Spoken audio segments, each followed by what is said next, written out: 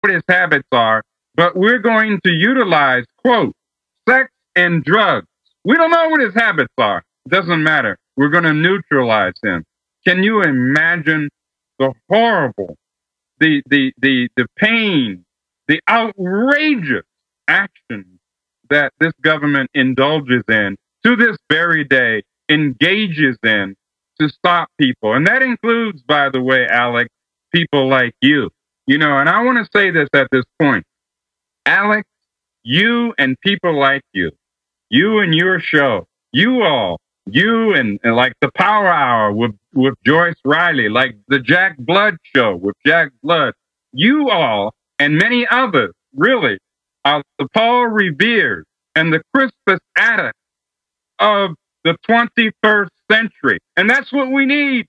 We need more Paul Reveres, more Crispus Attucks to wake the sleeping flock up so that we can change this situation. Back to COINTELPRO.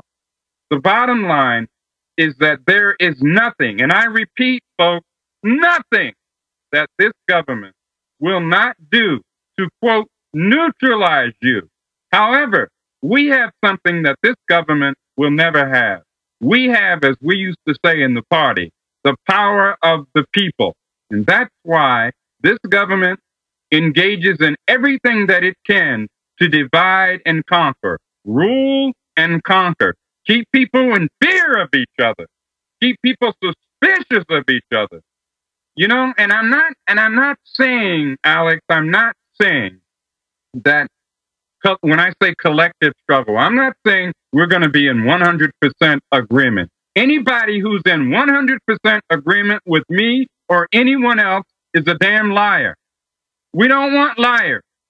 It's okay to disagree. But when we disagree, as Brother Malcolm X used to say, let's do it in the closet and come out as a united front. The people, black, white, brown, red, and yellow. By the way, I mean, I noticed that Malcolm X got all this attention. Everything was okay with the system as long as he was, you know, blacks, you know, over here. But as soon as he said everybody needs to get together, that's when they killed him. You got it, Alex. You just hit it right on the head, my brother. That's the bottom line. As soon as Malcolm evolved, the instant Malcolm evolved and realized that this was a people struggle of all colors and both genders, Malcolm became dangerous. Suddenly, Malcolm had to be neutralized. Neutralized. Neutralized. You can be killed, you can be imprisoned and killed, but you are stopped. And that you hit it right on the head. What more can I say to that, Alex? What more can I say? You said it. Okay, let's go over what they did to you and others, specifically how COINTELPRO works. Okay. COINTELPRO works in a way, it's very insidious. Your friends, or who you think are your friends, even whether they might be relatives, they might just be close personal friends. They use people as agents and agent provocateurs to set you up. Let's say you make a statement. Let's say you disagree with Barack Obama, as an example. You disagree with his policy, his NDAA policy. You disagree with his kill list.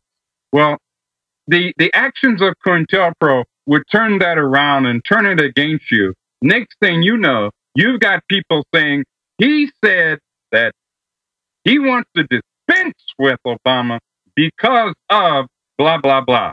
Kill list or NDAA. That's what they always do when Nightline is here or anybody. They say, you're wanting violence. I'm like, when did I talk about violence? They go, you're going to cause it. You're going to cause it. You're going to. And I'm like, wait, I'm against drones killing innocent people and secret arrests and checkpoints. So I'm the one that's going to cause violence? So who's violent? Who's violent? I would submit to you, my brother, that violence is poverty. I would not only physical poverty, but poverty of the mind. I would submit to you that violence is homelessness. I would submit to you that violence is joblessness, underemployment, foreclosure. Violence is on many levels. It's violent to give $40 trillion to offshore banks. That's right. That's right. That's violent. So let's get our priorities in order. Let's talk about, as Dr. Martin Luther King said, who the real purveyors of violence are. It's not we the people. It's those who try to control and corral us, we the people. I agree, but get into all the stuff they did with killing. I mean, they got people to kill other people. They set people up. Yes. Tell folks what they did. In the party, specifically, speaking as a veteran of the Black Panther Party, what they would do is they would get agents. First of all, they just find somebody black, pay them a little money. Okay, you can have, we're going to pay you this. We're going to put you up in a fine pad, crib, house, whatever you want to call it. All right? All we want you to do for us is go in there, join that Black Panther Party, and this is your job. Your job is to cause as much dissension as you possibly can between the brothers and sisters in that party. Get them to kill each other. And then when they start killing each other, you come out, you step forward as a witness, but of course you never indicate that your role was to be an agent provocateur to bring about this killing, to bring about these horrible, horrible atrocities.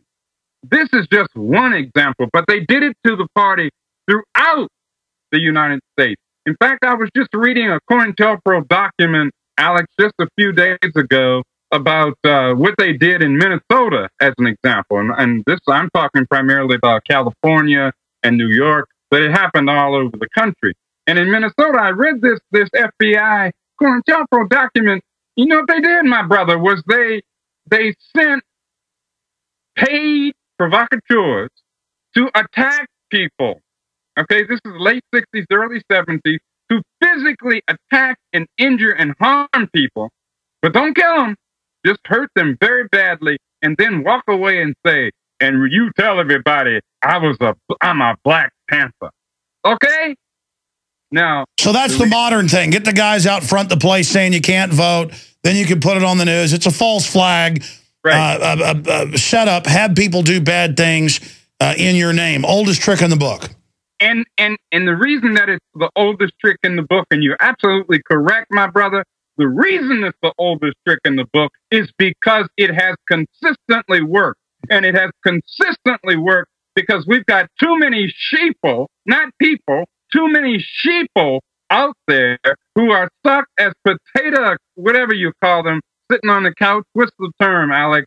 Couch potatoes. Yes. Couch potatoes who don't understand that couch is about to be pulled out from under their posterior, and that they are about to find themselves in a situation where they have no constitutional or human rights.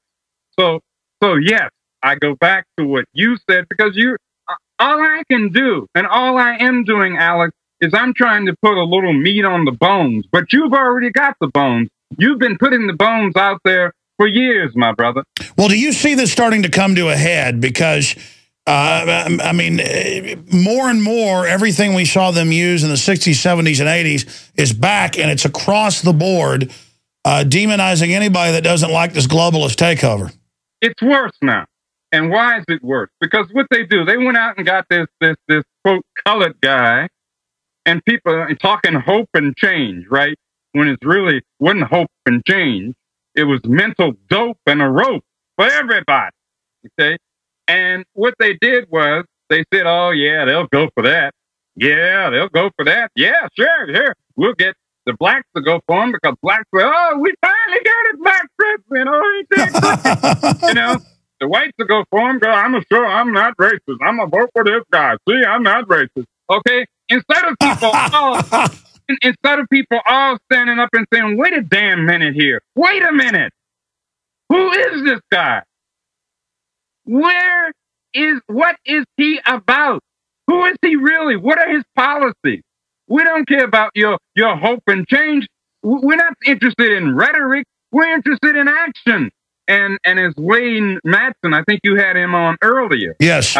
I've used some of Wayne's work at blackcommentator.com and intrepidreport.com, where he talks about Obama's CIA background, as particularly that of his parents, but not just his parents, Obama himself, who worked for, by the way, BIC.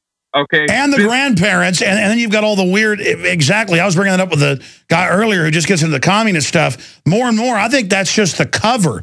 Really, yes. This is deep CIA. Yes, we're talking deep cover here. It's a cover, all right, but it is deep cover. And it is time for people to do like they said in that movie, pay attention to the man behind the curtain. Pay attention to what is affecting all of us. Wow, it's great to talk to somebody so conscious and awake. And again, it's just normal for those of us that are awake. But I look at the general public, they're in trances. Yeah, I want to talk about that when we get back, because I talk to adults, men who are like children, and they just have no idea what's going on. We'll be right back. Okay. Ladies and gentlemen, it's our final segment in this hour. We've definitely got to get him back up in the near future.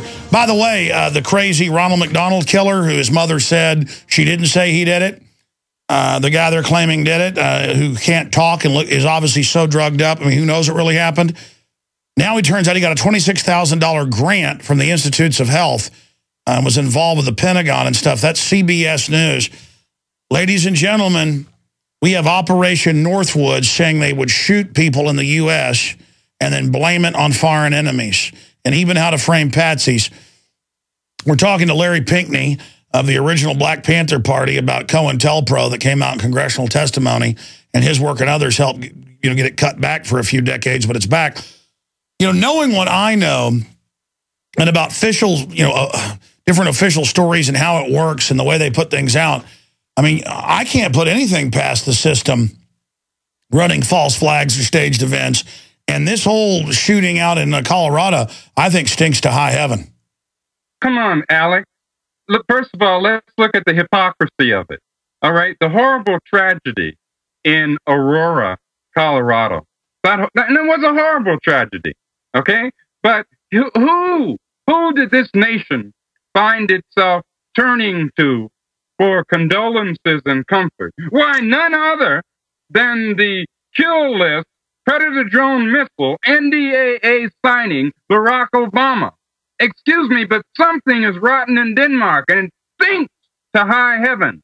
And I mean, come on, all we have to do is just use our, oh my God, just use our common sense. Well, that's the exact point I made, is that they will kill over 200 people at a wedding to get one person they claim is a terrorist, violating the Geneva Convention and international and our own law, and then say, oh, that's just collateral damage. We killed a whole bunch of kids and women, and we blew a bunch of them got their arms and legs blown off and are wounded for life. Big deal. But then, oh, half-mast and all this. I mean, it's so obvious what they're doing.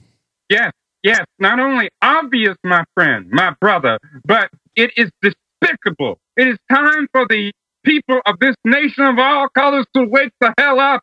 It is time for us to understand that we're being pimped. The pain of the people, of everyday, ordinary people, is being pimped to high heaven.